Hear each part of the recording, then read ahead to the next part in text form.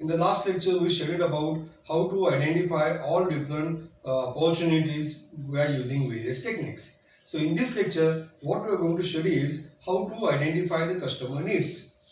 If we take a simple example of screwdriver as shown here, customer may have all different requirements. He may want to have a magnetized teeth.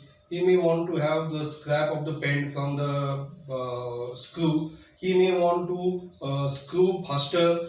He may want to screw it even in the hardwood also. Okay, so what are all these different requirements of a customer? How to identify this? Okay, and then how to prioritize these needs, that we are going to study in this particular lecture.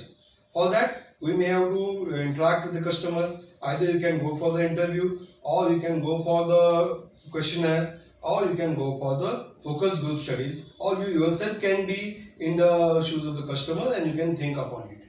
Out of all these techniques, though questionnaire is most widely used, it gives a restricted view. So what we propose here, if you go with the systematic approach, the interview may be the better method, but then you need to record the statements of a customer.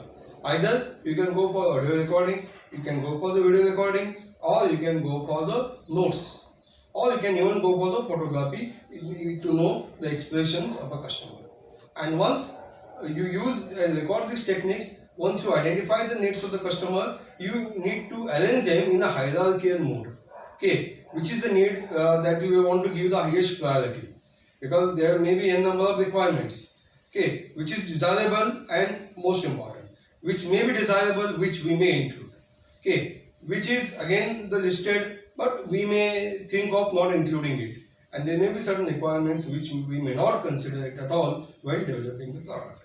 So how to do this, that we are going to study for this particular product as shown in this figure, that is screwdriver, and many other examples that we are going to discuss during the lecture also. So it will be very interesting, and at the end of this session, all of you will be able to identify the needs of the customer for the product that we have already selected in the previous lecture, previous session. Thank you very much. Keep watching.